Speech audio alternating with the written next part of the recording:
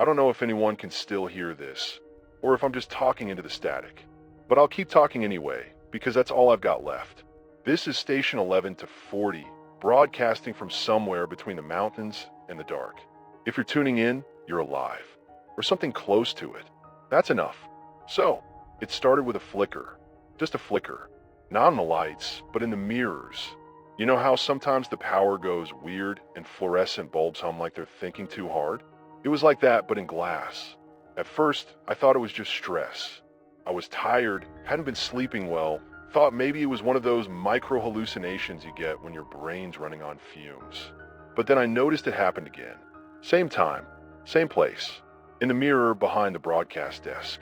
It was subtle. I'd moved to reach for my coffee, and in the mirror, I'd already done it. Just by a second, maybe two, like a skip beat. Nothing major, just enough to notice if you were looking for it. Or if, like me, you happened to glance over at the wrong moment and your stomach did that lurch. That quiet panic when your senses disagree with each other. I didn't say anything at first. Why would I? Mirrors are weird. Brains are worse.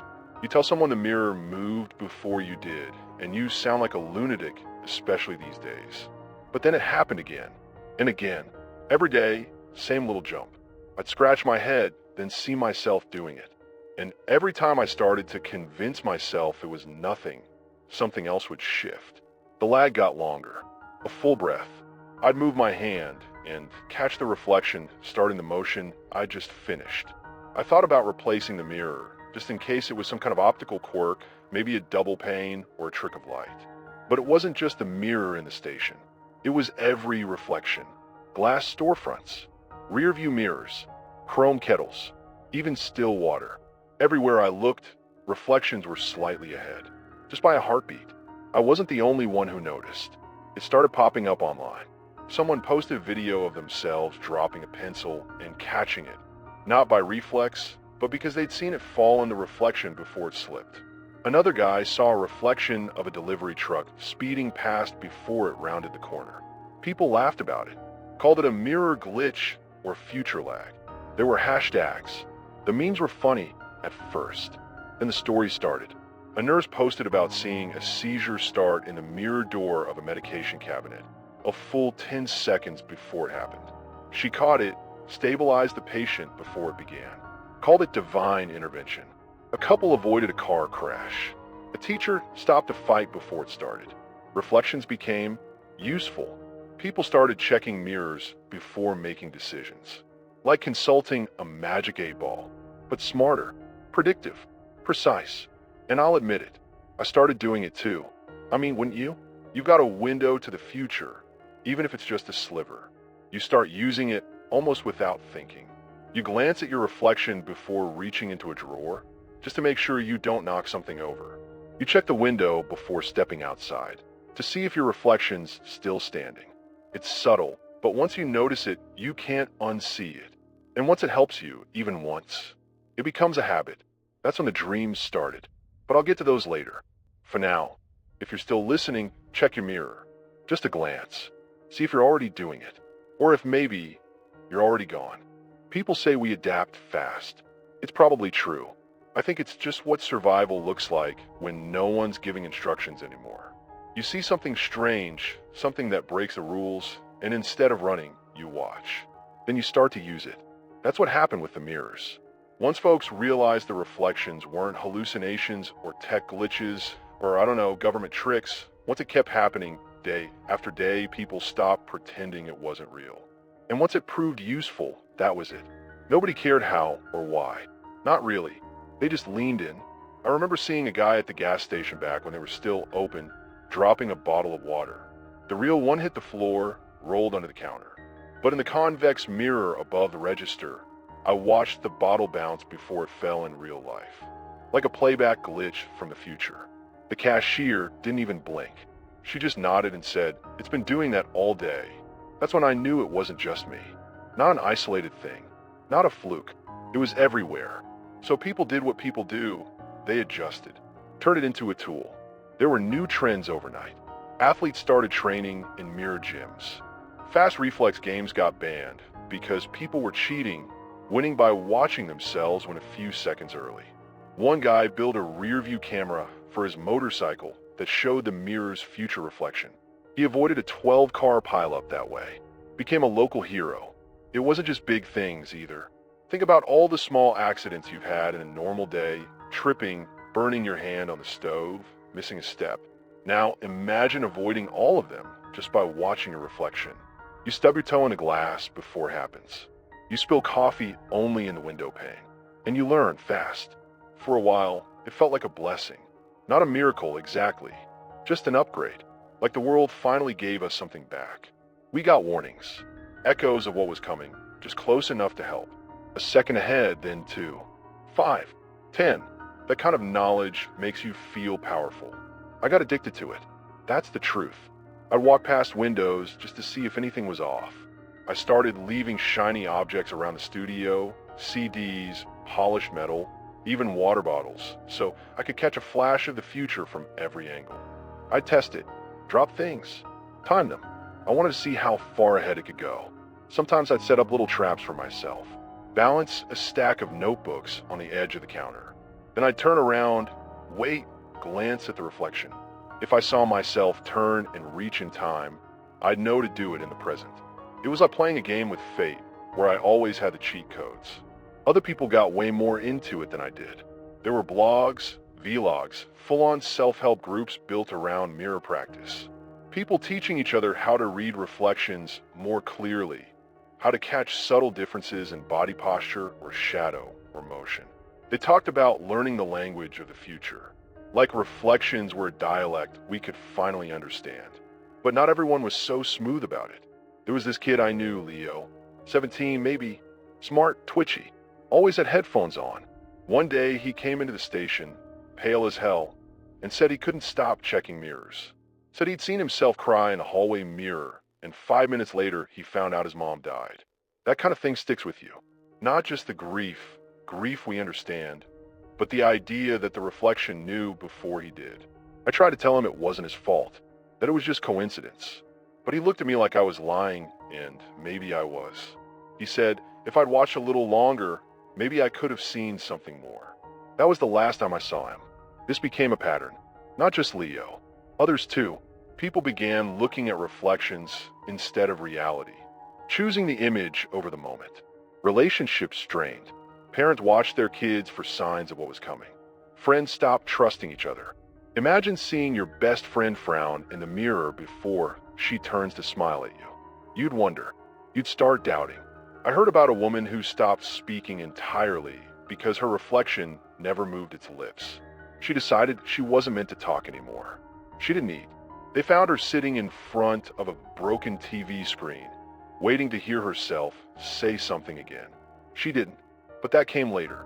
At first, we just thought it was evolution, or the next phase of technology, even if we didn't build it. You know how some animals can sense earthquakes? We figured maybe we were tapping into something like that. A kind of biological foresight. Human instinct meeting visual echo. Sounded smart when people wrote it up in journals.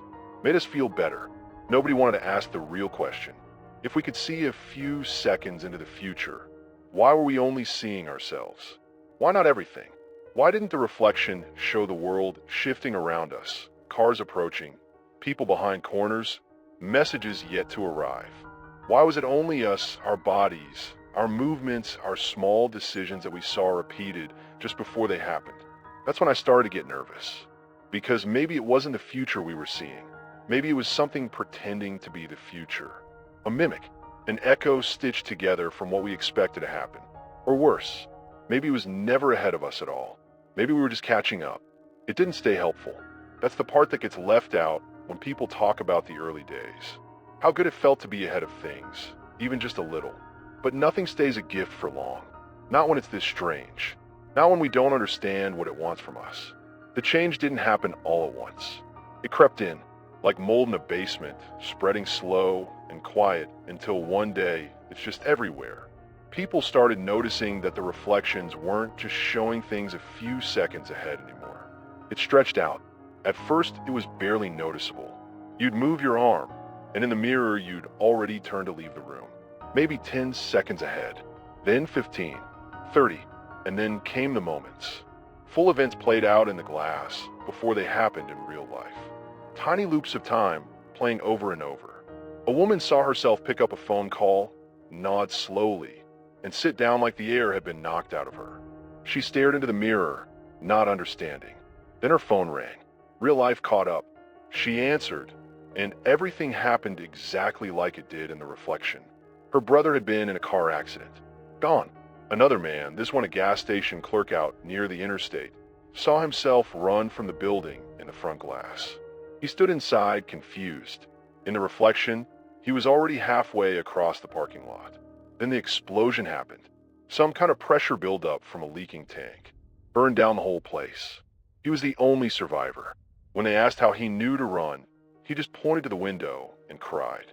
You'd think something like that would make people grateful, but that's not what happened. See, it stopped being about safety or luck. People started watching reflections not to prevent bad things, but to watch them happen. They needed to know, needed to see it coming, like that would soften the blow. But never did. Not really. A girl in the city posted a video before the networks collapsed showing her boyfriend standing behind her in the mirror, arguing. She turns, and he's calm, smiling even. The fight hasn't started yet, but it will. And she knows it. You can see it in her eyes. That's the part that gutted me. She knows this moment is about to be ruined, and there's nothing she can do but wait for it to catch up. People started filming their reflections, watching them like weather forecasts. Some said it was empowering, being able to prepare. But most looked scared, hollowed out, like knowing the future wasn't making it better, just heavier. And then came the ones who stopped reacting at all. I remember this old man. I think his name was Glenn, used to come by the station with fresh bread, back when we still had neighbors. One day he saw himself fall in the bakery window. Heart attack, plain as day. He went inside anyway, didn't call for help, didn't try to change anything. When someone asked him why, he said, it already happened, just waiting to catch up. He died that afternoon. That's when I started noticing how many people were giving up. Like the reflections weren't just showing the future anymore. They were shaping it. Like whatever you saw was a script you couldn't avoid, even if you tried. And if you didn't see anything at all, that was worse. There were whole message boards before the net went dark, where people talked about dead reflections, just staring at glass and seeing nothing. No echo, no movement, just stillness. People said it felt like standing in your own grave. One woman, I'll never forget this, wrote about looking into the bathroom mirror and seeing herself staring back blankly. No motion, no sign of life. She thought maybe the lag was gone. Maybe things are going back to normal. But she kept watching. Minutes passed. Her face stayed frozen. She panicked, screamed at her reflection, waved her arms, slapped her own face. Nothing changed. She tried to break the mirror, but her hand wouldn't move. Couldn't move. Not until the reflection did. And when it finally did, it was crying, just silently sobbing while she stood perfectly still in real time. I think about that more than I should. And it wasn't just mirrors. That's the part we didn't get at first. We thought it was just glass. But soon, anything reflective started playing the game. Water, chrome, the side of your car, a glossy photograph. I looked down at my spoon once and saw myself standing up 3 seconds before I actually did. Felt like the ground fell out from under me. Even my eyes sometimes. When I got too close to the mirror, when I looked directly into myself, I'd see something else. A blink that hadn't happened yet. A twitch I hadn't made. A breath I hadn't taken. And the worst part? I started waiting for them. Holding still, letting the reflection lead. Like I was the copy and it was the real thing. That's what people don't understand unless they've lived it. It's not just seeing the future. It's following it, obeying it, giving up your own choices because the reflection already decided for you. And it always looks so sure, so calm, like it knows something you don't. At some point, we stopped asking how it worked, or why it started, or what it meant. The only question left was, how far ahead can it go? And what happens when it stops being just a few seconds? Because it was changing, evolving, reaching further, and what it showed next wasn't just the near future. It was something else entirely. You could feel when it shifted. Not like a big event, not something with sirens or news alerts. Just this quiet pressure that started to build behind every reflective surface, like something waiting just out of sight. People started acting strange, not in a loud, panicked way, but quieter, withdrawn, nervous, like they were carrying secrets they couldn't explain. I remember going out for groceries, not that there was much left by then, and I passed this alley with puddles from the rain. One caught my eye, not the puddle itself, but the man standing over it. He wasn't moving, just staring down into the water like it had hypnotized him. I slowed down just for a second, and I swear, in that puddle I saw him slap someone. His face was twisted in anger. His whole body moved like it had been building to that moment for a long time. But when I looked at the real man, he hadn't moved, just stood there, staring. Maybe he hadn't seen it yet, or maybe he had, and was trying to decide what to do about it. Later, I found out he'd hit his wife. Same clothes, same time of day, just like the reflection had shown. That's when it started to feel different. This wasn't like before, dodging spilled coffee or stepping out of the way of a car. It wasn't about avoiding mistakes. Now the reflections were showing us things we didn't want to know. Not just accidents, not even deaths, but the quiet, private wrongs, the betrayals, the lies, the things people kept hidden. Imagine seeing yourself scream at someone you love, seeing yourself walk away when they need you, watching a moment of weakness that hasn't happened yet but will. People started breaking their mirrors, not out of fear, but out of guilt. Some tried to change what they saw. Most couldn't. I heard a story from a nurse in one of the clinics that was still operating back then. She said her husband stopped speaking to her. Cold, distant, wouldn't say why. Then one night she saw herself in the bathroom mirror, packing a bag, leaving. Her eyes were red, like she'd been crying for hours. She hadn't even thought about leaving until that moment. But once she saw it, she couldn't unsee it. A week later, she walked out the door, just like the reflection said she would. Some people said the mirrors were showing us who we really are, like some kind of truth serum. No lies, no excuses. But I don't think that's it. I think it was something darker. It wasn't just the truth. It was inevitability. The reflections weren't predicting our future. They were writing it. There was this man, I think he worked in IT or something before all this, who wrote about seeing his reflection crying over a grave. Not someone he knew, just himself, in a graveyard, broken down. A week later, his neighbor's son went missing. The man tried to help, offered support, searched the woods. He thought maybe if he got ahead of it, if he acted before the reflection caught up, he could change it. But the boy was found drowned in a nearby creek. And the man? He was the one who found him, just like in the reflection. Same jacket, same look in his eyes. He said he felt like the mirror had made him do it. People stopped trusting each other. Families, friends, partners, all of it cracked. Not because of what they'd done, but because of what they might do. If you saw your reflection cheating, even if you hadn't yet, could you trust yourself not to? If someone saw you lying in the mirror, would they ever believe your truth again? That was the beginning of what I call the slow unravel. Not chaos, not violence, not yet. Just suspicion, fear, everyone watching everyone else's glass, hoping to catch something they could stop, and dreading the things they couldn't. I even caught myself doing it. There was this little mirror by the studio door, and every time I passed it, I'd check. Just a quick glance. I looked to see if I was frowning, or bleeding, or looking over my shoulder. Anything that might give me a clue about what was next. And one day, I remember this like it was yesterday, I saw myself drop the microphone. Just let it slip through my fingers like I'd forgotten how to hold it.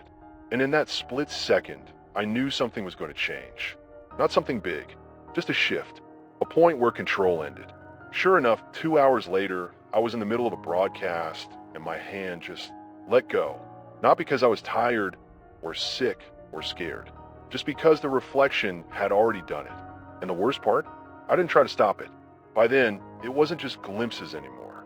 Some mirrors were showing things that were days ahead. People started timing it, how far forward their reflections could see.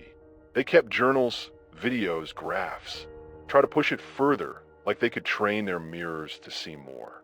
But no one really knew how it worked. Some mirrors stayed short, others stretched wider.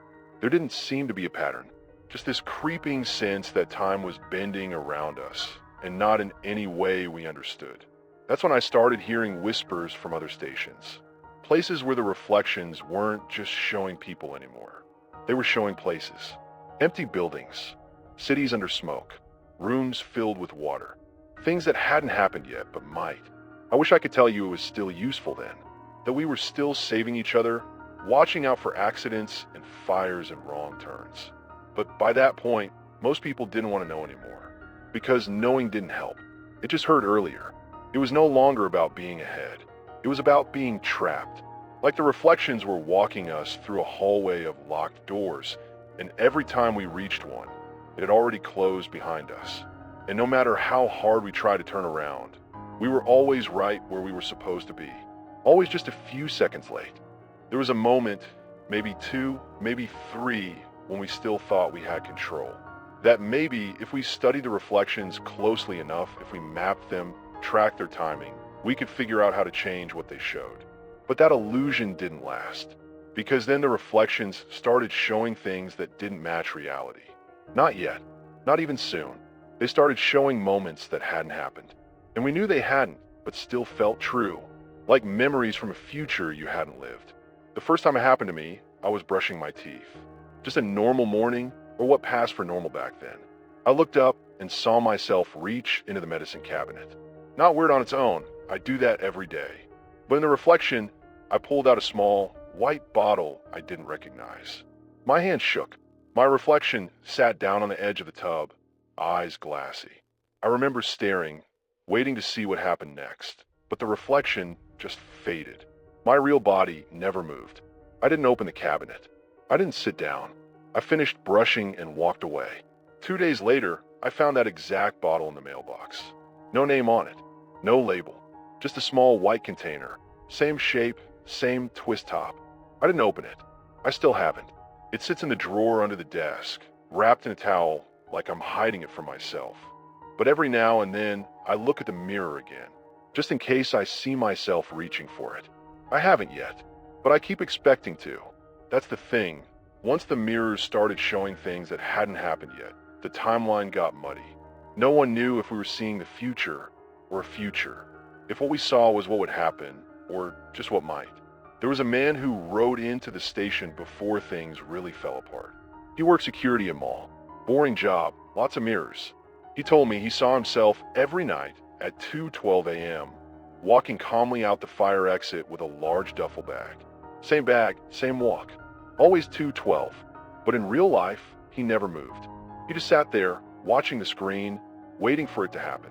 One night he got tired of wondering and brought a duffel bag to work just to see. He left it in the corner, didn't touch it, and then one shift, he blinked and it was in his hand. He doesn't remember picking it up, just looked down and saw that he'd become the reflection. The time? 2:12 a.m. He quit after that, said it felt like his life had been written in advance and he'd finally caught up to the script. You know how most people think about time? Like a road.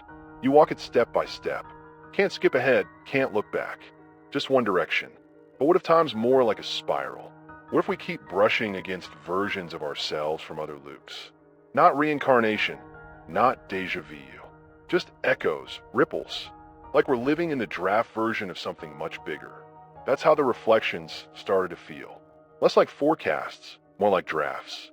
Scenes from a story we hadn't caught up to yet. And they started to show things that were personal, not dramatic, not violent, just intimate. A woman in town, her name was Trina, used to run the flower shop, said she saw her reflection getting into bed with someone who wasn't her husband. The image was soft, slow, almost loving. But she hadn't met the man in the reflection yet. He didn't exist in her life. 3 weeks later, she met him in a shelter. Same face, same voice. He didn't know her, but she knew everything. She knew the sound of his laugh, the way his hand moved when he was nervous. She said it was like meeting someone you'd already dreamed about 1,000 times. They ended up together. Her husband left. She never apologized. Said she couldn't. Said the mirror showed her the future that mattered. I didn't know what to say to that. How do you argue with something that already feels like a memory? And then came the worst part. The part none of us were prepared for. Reflections stopped just showing events. They started showing outcomes. I got a message on the shortwave from a guy out east. Said he looked into a polished steel plate and saw himself surrounded by ash. Nothing else. just standing in a gray, empty field, wind blowing something soft around his feet. Couldn't tell if it was snow or dust. He watched it every day, and every day it got clearer, closer. He said he started waking up with soot in his mouth, that his shoes smelled like smoke. He started coughing at night. He didn't sound scared. He sounded resigned, like the reflection wasn't warning him, just reminding him, like the outcome had already been decided, and the reflection was easing him into it. That was the word he used. Outcome. Not vision, not illusion. Outcome. It's like the reflections got tired of showing us the path and started skipping to the destination. And the more we stared into them, the more we started to believe it didn't matter what we did in between. We were all headed somewhere, and the mirrors already knew where. Sometimes I wonder if it started with one reflection. One person somewhere saw a future and made it real just by believing in it. And that belief spread like infection, like gravity. Maybe the reflections don't even show the future. Maybe they create it, anchor it, like a rumor that becomes truth because everyone repeats it. I don't know. All I know is that the more we tried to change the future, the more it snapped back into place. And somewhere in all of this, I stopped believing I was making choices. I just started waiting for the next reflection. It didn't stop growing. The lag between reflection and reality, what we used to call the lead time, just kept stretching. First a few seconds, then minutes, then hours. And when it hit the mark where reflections were showing things a full hour ahead, everything changed. I remember when I noticed it. I was at the station, scanning through old broadcasts. Just background noise, something to make the air feel less still. I got up to stretch, glanced at the studio window, a big pane of glass that looks out over the empty hills. And I saw myself standing. Same motion, same stretch, same bored shuffle on my feet. But it was off. I looked at the clock. What I was seeing in the window wasn't me from a moment ago. It hadn't happened yet. It was about 55 minutes ahead. That's when the panic started to set in.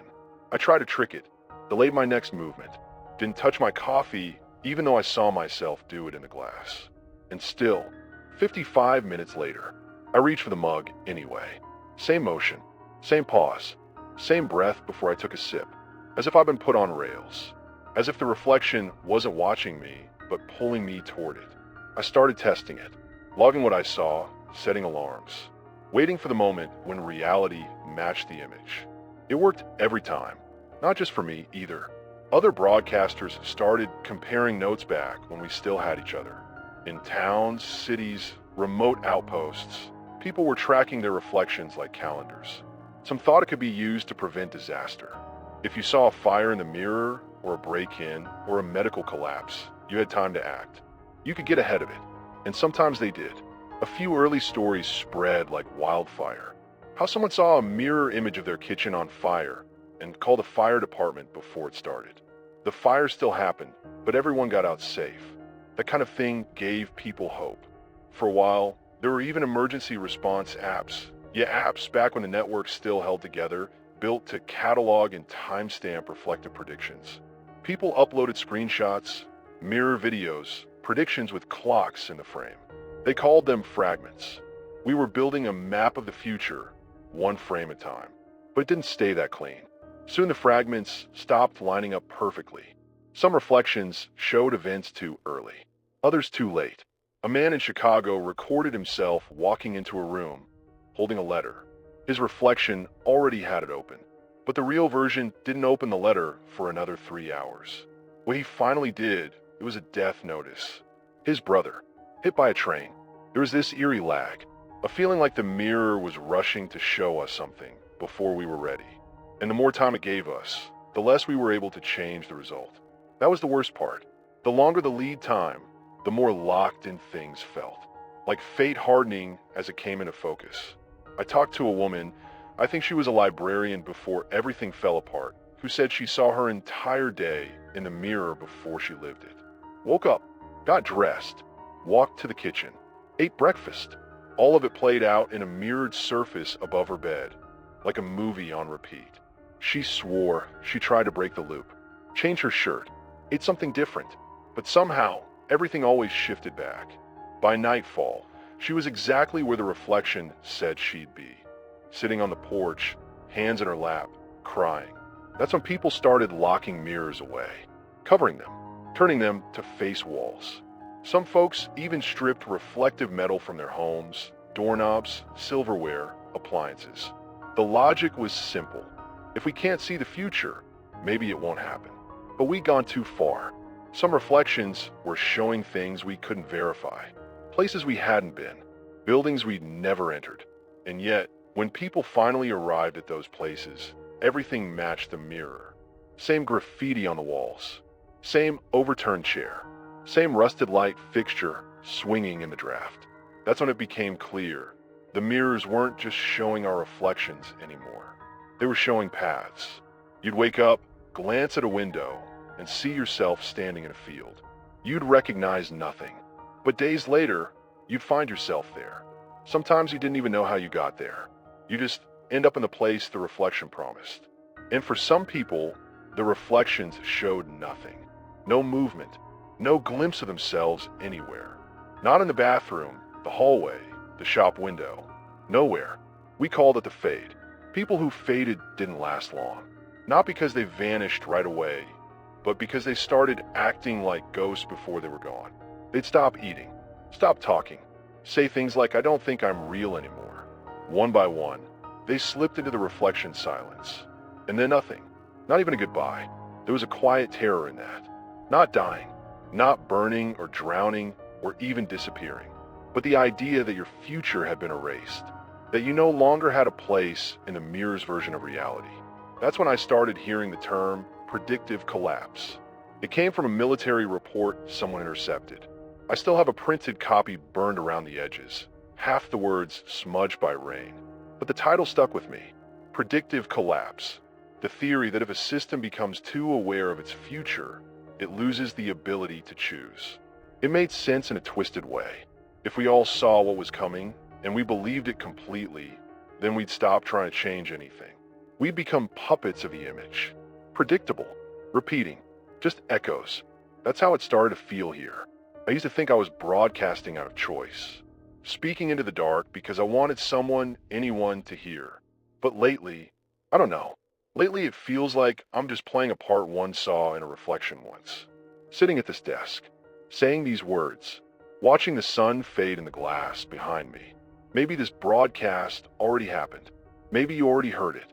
Maybe this is just a reflection of a voice I no longer control. There's a difference between seeing what's about to happen and knowing you can't do a damn thing about it. That's what shifted after the reflections hit the 1 hour mark. Maybe that was the tipping point.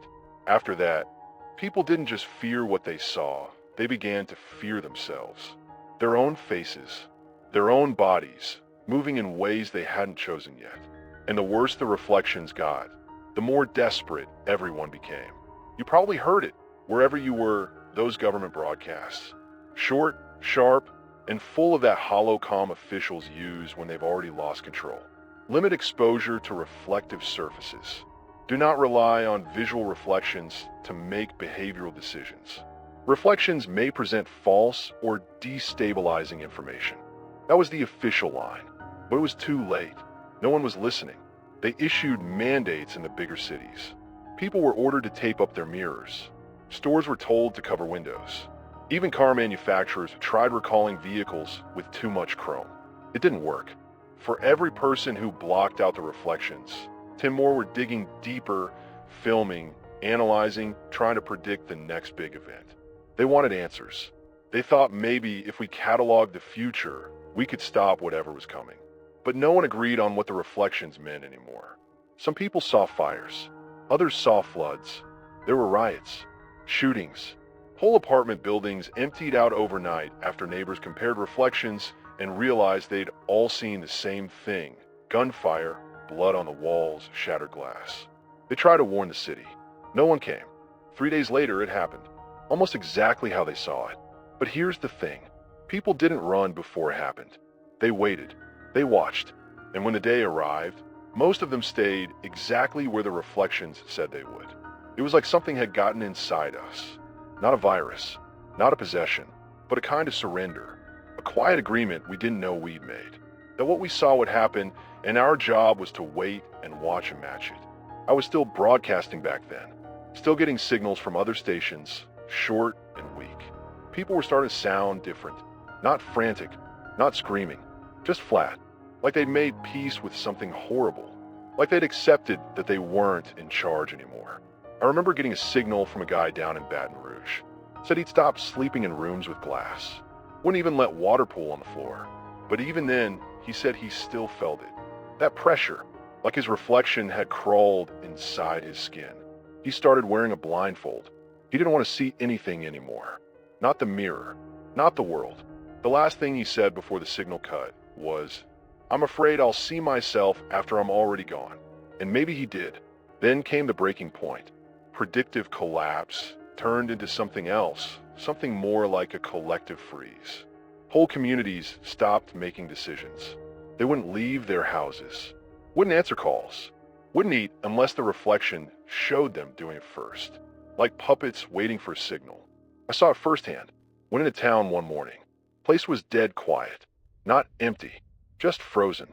People sitting on porches, staring into blank windows. Not talking, not blinking. A woman across the street had a hand raised halfway to her face, like she was waiting for her reflection to move so she could follow. I don't know how long they stayed like that. I couldn't watch. I left. I started keeping a journal around then. Not for the future, for the past. A way to prove to myself that I was still making choices, that I still remembered what it felt like to act before the image told me how. Some days I'd write something stupid, had toast, dropped pen, laughed for no reason. Anything to feel like a real person again. And yet, every now and then, I'd catch myself hesitating, waiting, watching my reflection move first. And the moment I did, it was over. The gesture, the timing, the outcome, all exactly the same. That's when I started thinking, maybe the reflections aren't showing the future. Maybe they're taking it, not predicting, not warning, consuming. Like every time we match what we see, a little more of our will get stripped away. We don't notice it first. We call it habit, coincidence. But over time, we become reflections of the reflection. And then the first disappearances happened. Not loud, not with violence. People just stepped into a reflection and didn't come back out. Sometimes it was subtle. A man bent down to tie his shoe, and his reflection stood up and walked away. When he lifted his head, he was gone. Just gone. Other times it was stranger. Someone would be walking past a storefront, see themselves hesitate, just a half-second lag, and stop. Then they'd stare, freeze, and if you watched long enough, their reflection would move without them. And that was it. The real version would just blink out, like they'd followed the image into a place the rest of us couldn't reach. I tried warning people, kept the broadcast going day and night, told them to stay away from mirrors, from still water, from chrome and glass. I said it again and again, but I could feel in my own voice this doubt, this thin thread of defeat, because deep down, I wasn't sure it mattered. You can only say don't look so many times before people start asking why. And once you ask, you've already looked. That's how it works. You want to believe you're strong enough not to follow. But we're drawn to it. The future is a kind of gravity. And the reflections? They're just the first place we noticed it pulling. Now I keep the windows covered. No more spoons. No more cups with a shine. But even now, I catch it in the corner of my eye. A shimmer. A twitch. Sometimes I think I've already disappeared. And I'm just listening to my own reflection finish the broadcast. I didn't see it happen. That's what gets me the most. For all the time I spent watching my reflection, timing it, studying every twitch and blink when the moment actually came, the moment everything changed for me. I missed it. It started like an ordinary evening.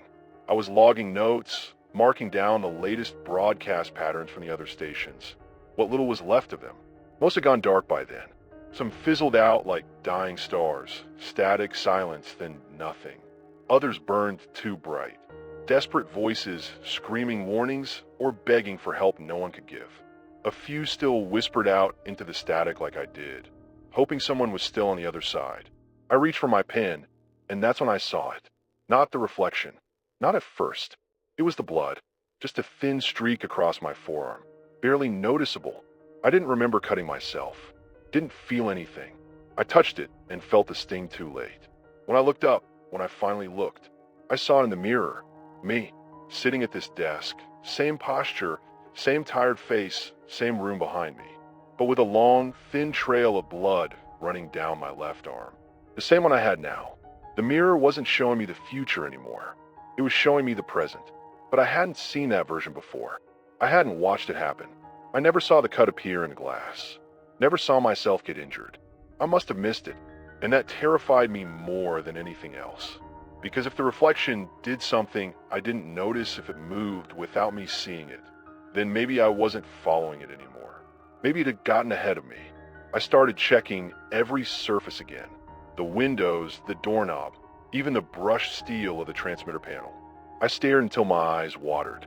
Nothing changed. Everything matched. But that didn't comfort me. It just made me feel like I was already behind. I bandaged my arm and tried to ignore the creeping fear that maybe, just maybe I wasn't driving this anymore. That my reflection had taken a step I hadn't felt. And if it could do that once, it could do it again. And maybe the next time wouldn't be something small. A few days later, I think it was a few days, time's been strange, I saw something worse. I saw myself dying. Not in a violent, dramatic way. No gunshots. No explosion. Just me, sitting at this desk, same as I always do. The light outside fading. My head slowly lowering onto the console. Stillness. No breath. No twitch. Just quiet. The first time I saw it, I froze. Waited to see if it would repeat. It didn't. The reflection reset like nothing had happened. When I looked again, it was back to showing me, in real time, scribbling notes and checking the recorder. But I couldn't unsee it. That image, me, slumped over, lifeless, burned into my brain. And every time I sit down to speak, I wonder if this is the time it catches up. If I'll finally match what I saw. I tried to talk myself down. Told myself maybe it was a glitch. Maybe I'd imagined it. But the more I think about it, the more I'm sure it wasn't just a trick of the mind. It wasn't a warning. It wasn't even a future. It was a memory I hadn't lived yet. The idea hit me hard. What if we're not seeing the future at all? What if we're just watching time fold in on itself, wrapping back and around, looping scenes that have already played out somewhere else? Maybe it already happened. Maybe I died a long time ago, and this version of me is just a reflection trying to stay alive. There's something else. Something I haven't said out loud until now. Sometimes when I speak into the mic, I don't hear myself anymore. I hear a delay, a subtle echo. My voice, but not quite right. Slower, flatter, like a playback of something recorded days ago. I check the equipment. Nothing's wrong, but it keeps happening, just for a few words at a time. A syllable stretched too long, a breath out of place. It's like I'm listening to myself after I've already finished talking. And it's not just the voice. Yesterday, I picked up a piece of paper to make notes, and it was already filled out. My handwriting, dated with today's date, and a sentence I hadn't written yet. They're already inside. I didn't know what it meant. Still don't. But I haven't thrown it away. It's sitting right here next to the mic. Just in case it comes true. Because that's what it's like now. Every day is a maybe. Every reflection is a test. Every moment is a coin toss between deja vu and prophecy. I used to think of the reflections as tools. Then threats. Then maps. Now, I think they're doors. Doors to something we can't see all the way through. And some of us, maybe more than we know, have already stepped through without realizing it. Maybe I already have. I keep broadcasting, even though I don't know if anyone's left to hear me. I tell myself it's about connection, about hope. But maybe that's just a habit I haven't broken yet. Maybe the reflection of me is still talking, and I'm just trying to keep up. Maybe that's all any of us are doing now. Try not to fall behind our own shadow. There's something no one ever really explained. Not in the news, not in the forums, not even in the panic science blogs that try to stay calm while the world cracked. What happens when the reflections stop being consistent? We all assumed there was a pattern, some kind of system behind it. The delay might change, the clarity might come and go, but the timeline? That was supposed to stay solid. The reflection always matched the future, always synced up eventually, until it didn't. The first report I got came from a man I barely knew. He used to tune in every night, left me scattered messages through shortwave. His name was Ellis, I think. He said the mirror in his hallway started showing him eating breakfast. Nothing unusual. Just toast, black coffee, the radio playing behind him. He figured it was 20, 30 minutes ahead. He watched the whole thing, waited, but the morning came and went, and the scene never happened. He didn't eat toast, didn't touch the coffee, didn't even turn the radio on. Instead, he found himself sitting at the kitchen table in total silence, paralyzed by the fact that the reflection had lied. He tried to recreate it, same plate, same cup, same music, but it felt wrong. Forced, like trying to copy someone else's memory. And that haunted him more than anything. Because if the reflection didn't show what was coming, then what was it? I brushed it off at first. One off. Bad lighting. Overactive imagination. Easy to get things wrong when you're exhausted, scared, half-starved, and watching your own face too much. But then more people started saying the same thing. A woman in Minnesota saw herself arguing with her brother in the reflection. A shouting match, tears slammed doors. She called him right after, just to talk, to check in. He answered like nothing was wrong. Said he'd been having a good day. No tension, no fight. It never happened, but she couldn't stop waiting for it. Every call, every visit, she braced for that same argument. Like the reflection planted a seed, and even though the scene never bloomed, the roots stayed. That's what made it worse. Not that the reflection was wrong, but that we couldn't stop treating it like it was true. I started calling them divergences, false futures, dead timelines. But the thing is, most of them didn't stay false. They came back, sometimes days later, sometimes weeks. A few even took months. But the events eventually happened. Slightly changed, rearranged maybe, but still recognizably the same. Ellis did end up eating toast and drinking coffee while listening to the radio. He said it felt scripted, like deja vu on a stage. The woman and her brother did fight. Different reason, different place, but same bitterness. Same words she thought she'd imagined. So maybe they weren't false. Maybe they were just delayed. Like the reflections showed us something real, but we skipped the scene the first time. Took a different path. Made a different choice. But time pulled us back anyway. Like a missed appointment you have to reschedule, no matter how hard you try to avoid it. That idea scared me more than anything, because it meant we weren't just being shown the future, we were being corrected toward it. The reflections didn't care how long it took. They'd wait. They'd loop. They'd let us believe we'd escaped, and then one day we'd wake up and realize the loop had caught up again. I tested it. Set up a mirror in the corner of the studio. Stopped looking at it. Turned it toward the wall just for a few days. When I finally turned it back around, I saw something that hadn't happened yet. Me, standing at the window, whispering something I couldn't hear. I waited, watched. A full week passed. No whisper, no window moment. Then yesterday, I caught myself walking to the glass, quiet, lips moving before I even realized. And in that moment, I remembered the reflection, the posture, the light. It matched perfectly, and I felt empty, like I just ticked a box. Finished a task I didn't know I'd started. The worst part, I don't even know what I said. Whatever I whispered at the window, it's gone now. Like it wasn't for me. That's when it hit me. Maybe the reflections weren't for us. Maybe they were for something else, watching us, recording us, using us to check off some cosmic list. A universe balancing the books, one mirrored movement at a time. And if that's true, what happens when the list is done? I started thinking about a man I knew back before everything fell apart. Live a few miles up the ridge. We talked sometimes, shared canned goods. He saw himself die.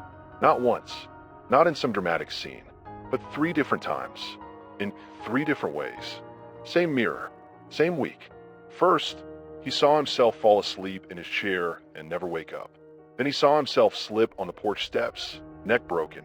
Then, a few days later, he watched himself open the door to someone who wasn't there and just vanish. No blood, no body, just gone. None of it happened immediately.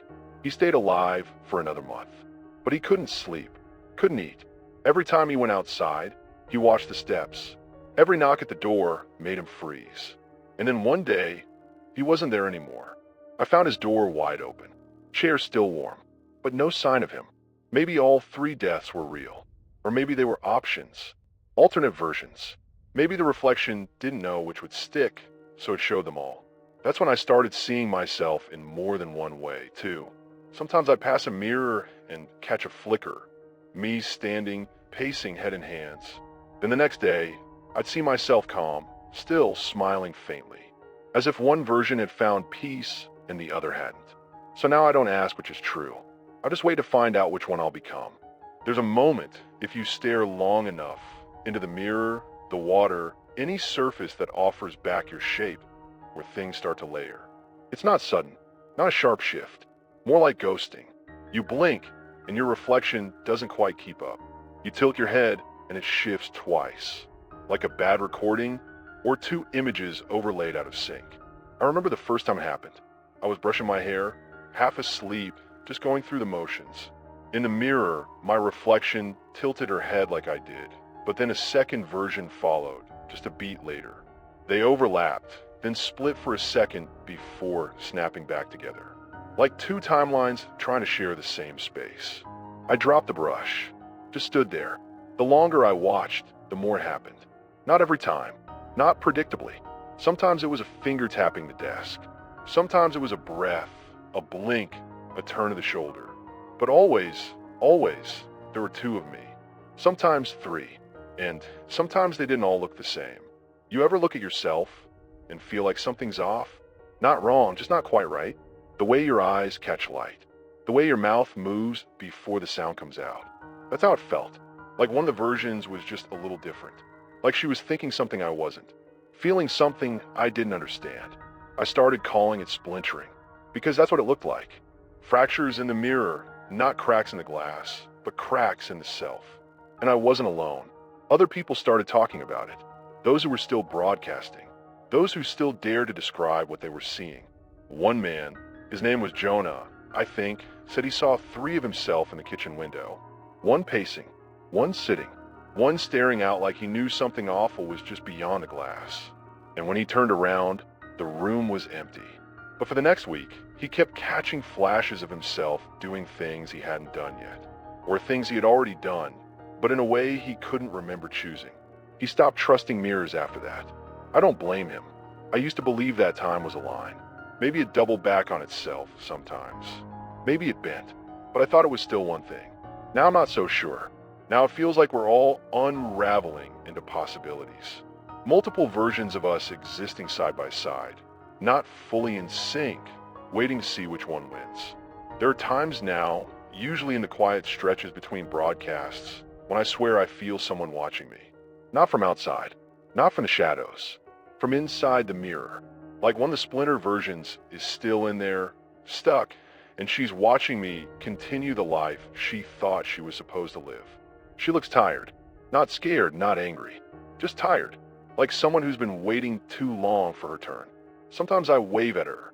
Sometimes she waves back, not always at the same time. Other people have seen worse.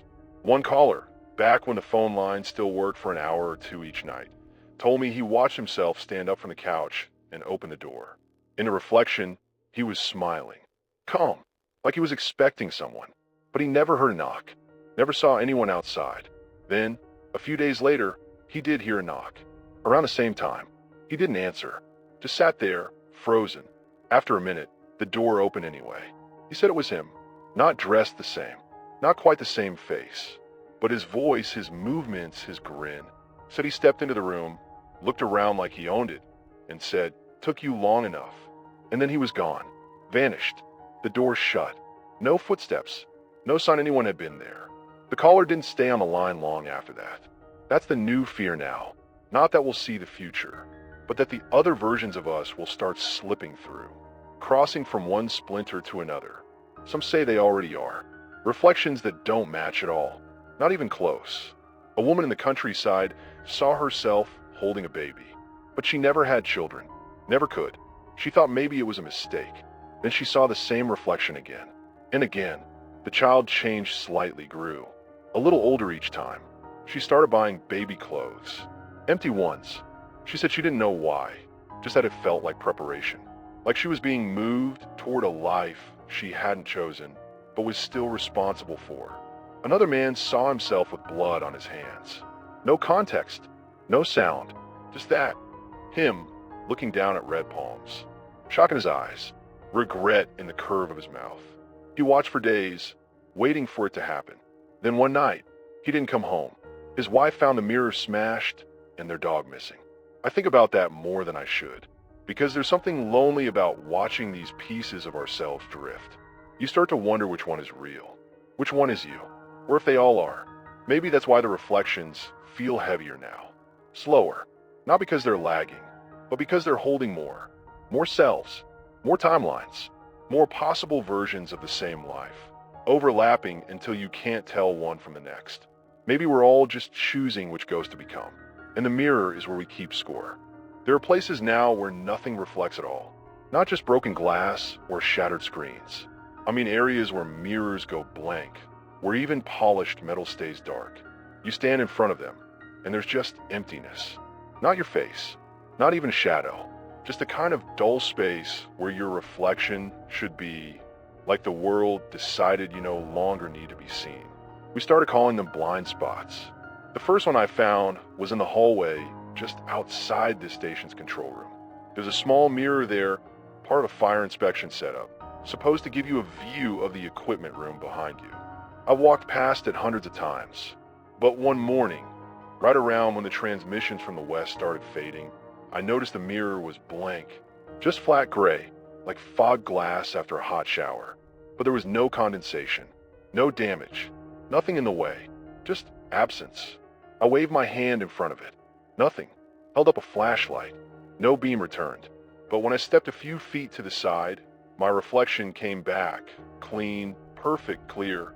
I stepped back into that spot, and I was gone again, like a light switch flipped inside the glass. On, off, on, off. And then, after a few days, even the sides started fading. Now the whole mirror is dead. It's not just here. I've heard from others, back when there were still enough of us to share stories, who said the same thing. First it's a patch on a car door, then it's an entire mirror, then whole sections of a house go dark. They try to scrub it clean, replace the surface, check their eyesight. But it's not the object, it's the space. One woman said the mirrors in her apartment stopped showing anyone. Not just herself, but her dog, her furniture, the lights. She'd walk by a wall mirror and it looked like a different room. Empty. Like the reflection wasn't lagging or predicting. It was denying. Like it was erasing her from the image. She moved out the next day. That's the fear with blind spots. That they're not just visual failures. That they're signs, warnings, proof that we're being cut loose from whatever the reflections once were. That we're slipping out of sync, being forgotten. I try not to look too long at mine. I keep thinking about the people who vanished. The ones who saw nothing in the mirror and then were just gone. Not violently, not dramatically, just disappeared. Walked into a room, never walked back out. And when someone checked the reflection afterward, there was nothing. No echo, no shape, just stillness. Some say those people are still out there. Not dead, just shifted, moved into a version of the world where the reflections stopped working. Like maybe the mirrors are doors and those blind spots are where the doors close behind them. I don't know which is worse, that they're lost forever or that they can still see us from wherever they went. The scariest story I've heard came from a man I used to trade signals with. He was in the desert somewhere, broadcasting out of an old school building. He said he had a hallway full of mirrors, part of a project trying to study the reflections at different times of day. He had them lined up in pairs, facing each other, endless echo effect. He walked down the hallway every morning just to check them. One day, they all went dark at once. Not slowly, not one by one, just gone. He said it was like walking through a corridor with no depth, like the mirrors turned into black holes. Nothing came back. Not light, not color, not motion. He threw a ball down the hall and didn't hear it hit the end. He called out and didn't hear an echo. The hallway was the same. Same walls, same floor, same smell of dust and heat. But the reflections were dead. That night, he said, the hallway filled with sound. Not from outside, not from any speaker, but from inside the mirrors. Like something banging to get out. Soft at first, then louder, rhythmic, like knocking, like footsteps, like breath. He didn't sleep, didn't stay, packed up his gear and never went back. His signal faded a few days later. No goodbye. The last thing he said was, they're not gone. They're just watching from somewhere we can't see. And sometimes, late at night, I wonder if he was right. Because these blind spots aren't just absences. They feel watched. You stand in front of one and you don't feel alone. You feel evaluated, like something on the other side is waiting to decide what to do with you. Maybe the reflections were never windows.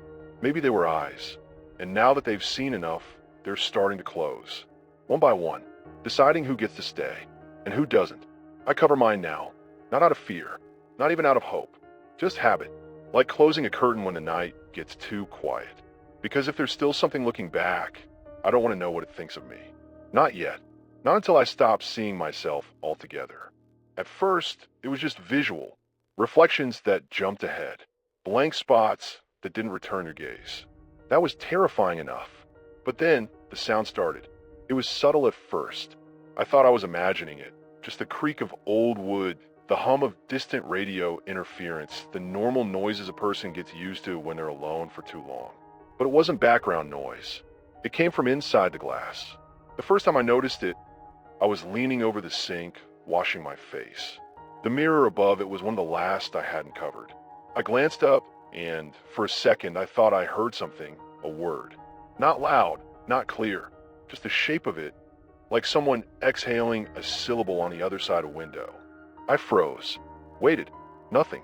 The next night it came again, longer this time. A phrase, still muffled, like a recording played through water. I leaned closer, heart pounding, and I heard it. My name, not shouted, not even spoken directly to me. Just present, there, in the reflection, like it had been pulled from a memory or a conversation I hadn't had yet. I backed away, threw a sheet over the mirror, and didn't touch it again for 2 days. I thought maybe it was my mind playing tricks, loneliness echoing off itself. But then I got a message. Someone's still out there, someone's still listening, and they described the same thing. A voice from a mirror, not a reflection, a whisper, and then more messages came. Different people, different places, same story. Voices in the mirrors, some calm, some urgent, some repeating the same word over and over like a warning. Others said entire conversations were happening, unheard, barely visible like mouths moving in the dark, the sound just one step out of reach. Some of the reflections moved their lips even when the person in front of the mirror stayed still. One woman wrote to me that she watched herself in the mirror mouth a phone number. She didn't recognize it, hadn't called anyone in weeks. But the next day, her real self dialed it without thinking. Said she didn't remember doing it until she heard the phone ringing on the other end. No one answered. And then there were the people who heard their own voices, saying things they hadn't said yet. Whole sentences sometimes. Entire paragraphs, spoken clearly, calmly, from inside the mirror. People reported writing them down, then later finding themselves saying the exact words out loud, days or weeks later, without meaning to. It started happening to me, too. There was one night, early evening, sky just turning dark. I passed the old mirror in the stairwell on my way down to check the generator. And I heard it, my voice, clear, saying a sentence I didn't understand. Don't let it hear you breathe. I stopped dead in my tracks. That's not something you think on your own. It's not a phrase that just comes to you. It was warning, a message, for me, but not from now. I kept walking, didn't breathe for a while. That's the hardest part of all this. The realization that you can't trust even your own voice anymore. That the self you think is yours might be sending messages from places you've never been, or times that haven't arrived yet. Some of the voices started saying names, over and over. Sometimes it was the name of the listener. Sometimes it wasn't. Sometimes it was names that no one could trace, just whispered on a loop like a prayer or a chant. People started writing them down, trying to track patterns, trying to understand what they meant. Some of those names have turned up in obituaries, or on abandoned ID cards, or once on the side of a building that had burned to the ground. No one knows what it means, but the voices are spreading. Now, even the blank spots aren't silent.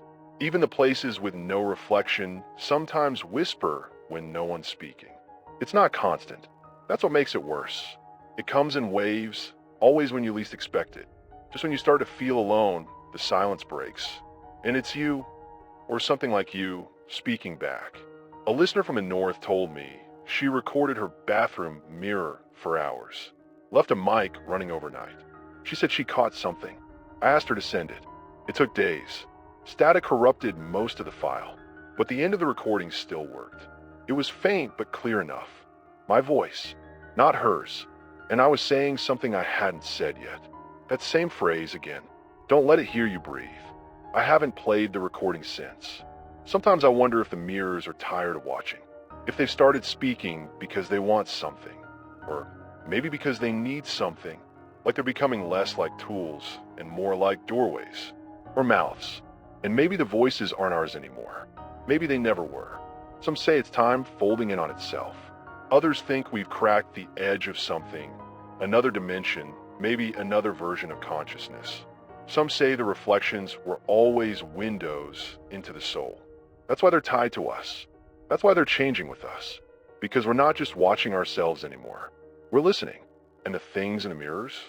They've been listening too, waiting for us to say something worth repeating. Or maybe waiting for us to say something wrong. I don't talk to the mirrors anymore. I used to try. Used to ask questions, wait for answers, beg for signs. But now I just sit here. And when they speak, I listen. Because one of these days, I might hear something that changes everything. There was a time early on when I thought this would all come to some kind of end. Not a solution, not a fix, but a point. A final shape. Something we could name, even if we couldn't stop it. But that's not what this is. This isn't building toward an answer. It's coming apart. They're calling it fracture now. Those of us still left, still broadcasting, still logging what we see, there aren't many anymore. We use that word because it's the only thing that feels right. This isn't one event. It's layers of events, piled on top of each other like broken glass. And none of it fits anymore. What I mean is things don't happen in the right order now. Not always. I've started seeing reflections of myself after something happens. A delay, like time is struggling to keep up with me instead of the other way around. It happened 3 nights ago. I burned my hand on a hot kettle. Old thing, rusted handle. I pulled back, hissed, dropped it. Pain was real, skin already blistering. But when I looked in the mirror across the room, I was still holding the kettle, still pouring water. Calm, unbothered. It was like the reflection didn't know what had happened yet. And then, as I watched, it caught up. My hand flinched. The kettle dropped. The pain hit my mirrored face a full 10 seconds late. 10 seconds doesn't sound like much. But when you're standing there, holding your breath, watching your own body delay reality, it feels like an eternity. That's when I knew. Something had cracked. It wasn't just about time anymore. It was about alignment. Cause and effect no longer lined up neatly. Consequence and action drifted apart like ice sheets breaking under your feet. Other people have seen worse.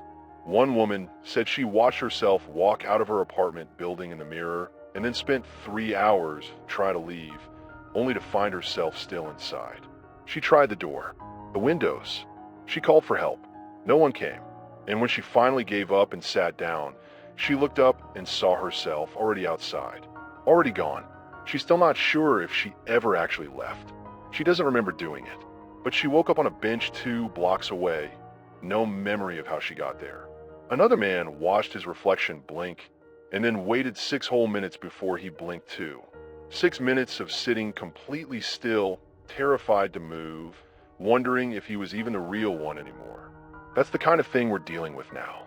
It's not about prediction. It's not about danger or survival. It's about identity, about which version of us is real. And the more the reflections drift, the harder it becomes to answer that question. Sometimes I look in the mirror and see myself smiling when I know I'm not.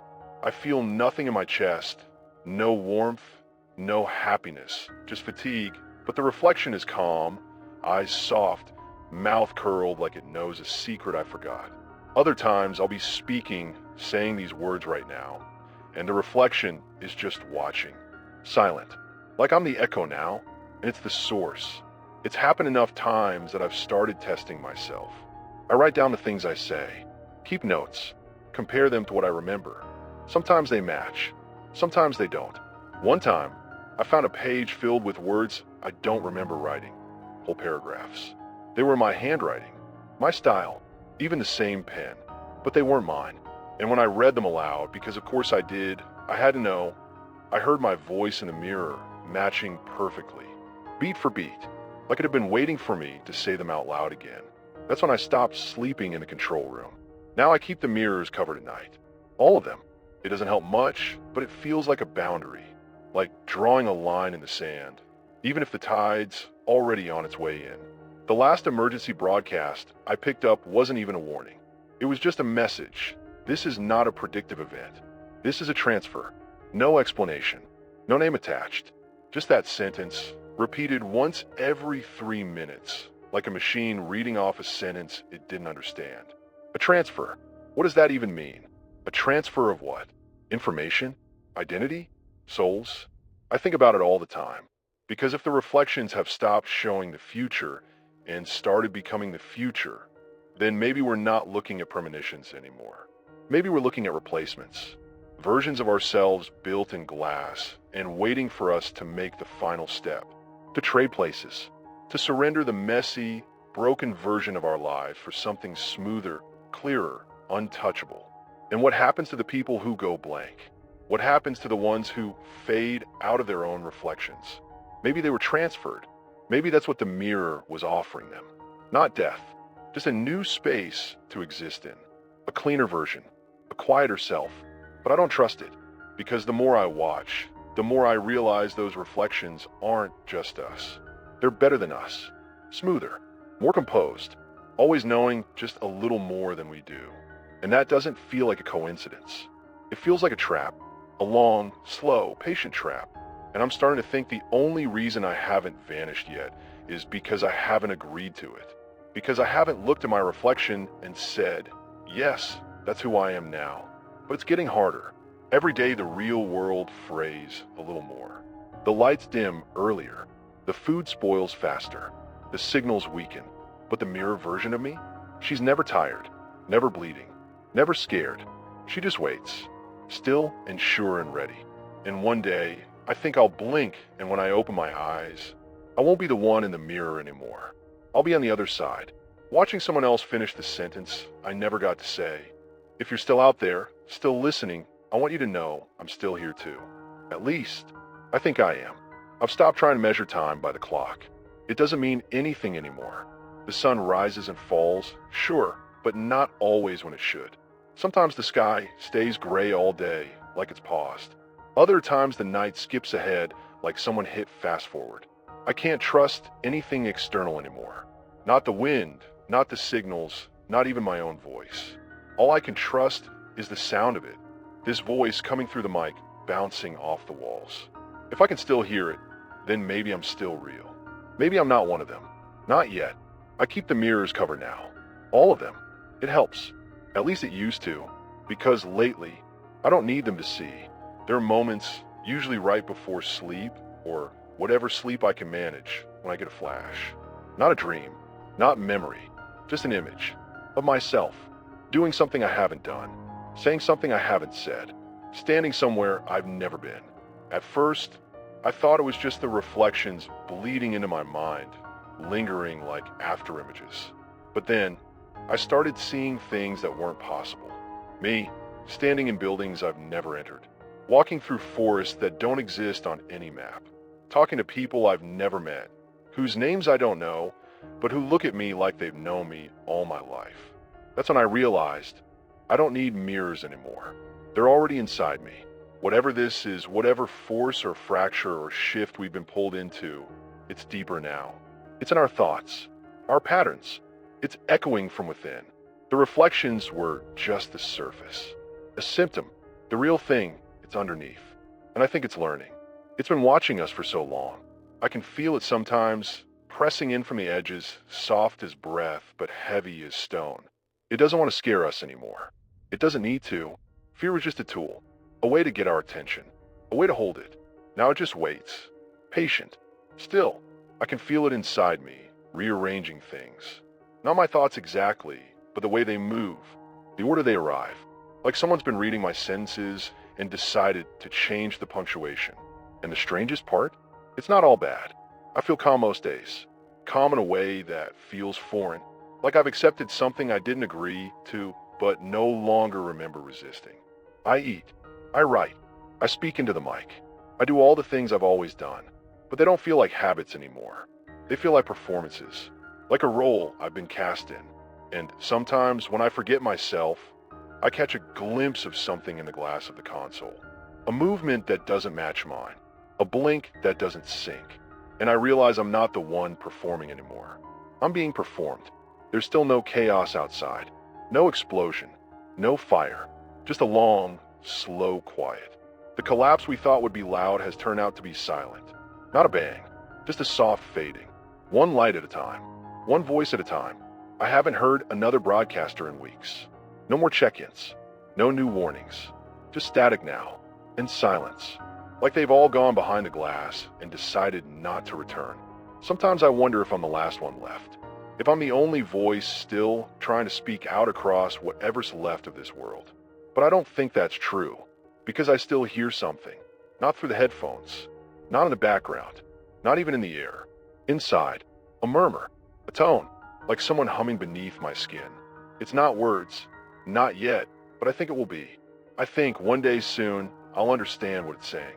And when I do, that will be the end of this voice. My voice. This broadcast. I won't need it anymore. Because I'll finally know what the reflection has been trying to tell me. And maybe that's all this was. Not a warning. Not a curse. Just a long, slow conversation with a version of ourselves we were never meant to meet. But we did. Somehow, somewhere, something cracked open and we caught our own eyes staring back. And instead of turning away, we leaned closer. We listened, and it listened back. If you're still out there, if you're hearing this, don't follow it. Don't answer. Don't lean too close. Even when it looks like you. Even when it sounds like hope. Because that's how it starts. Not with a scream, or a reflection, or a voice. But with a whisper that feels like your own. And once you answer, you're already halfway through. I'm going to keep talking until I can't. Until this voice fades, or the static swallows me, or I hear the final message echo back from the other side. I don't know what it will be. Maybe it'll be a name. Maybe just silence. But whatever it is, if I'm not here when it comes, don't listen too long. Some doors open just by paying attention, and some mirrors never close again. Good night, or whatever night means now. If you're still breathing, if you're still you, hold on. Don't become the echo.